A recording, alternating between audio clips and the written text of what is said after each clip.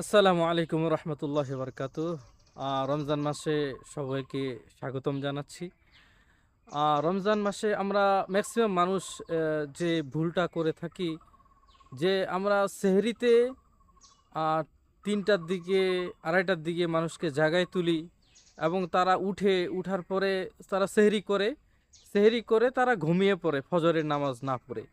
তো এটা উম্মতে মুসলিমার জন্য একটা চরম দুঃখজনক ব্যাপার, যে তারা ফজরের নামাজ, যেটা জামাতে পড়া ওয়াজিব হানাফি মাযহাবের মতে, এটাকে আমরা বাদ দিয়ে দেই।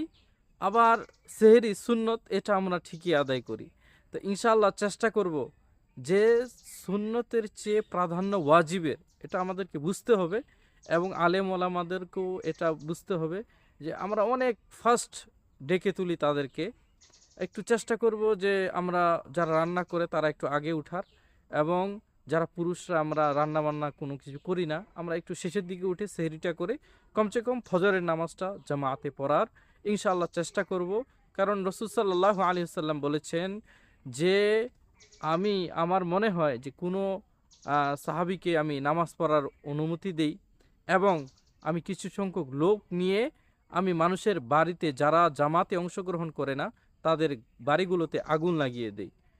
তো আল্লাহ তাআলা রাসূল সাল্লাল্লাহু আলাইহি সাল্লাম অন্য হাদিসের মধ্যে এভাবে বলেছেন যে যদি শিশু বাচ্চা এবং নারী মহিলা মানুষ যদি ঘরে না থাকতো তাহলে আমি আগুন জ্বালিয়ে দিতাম।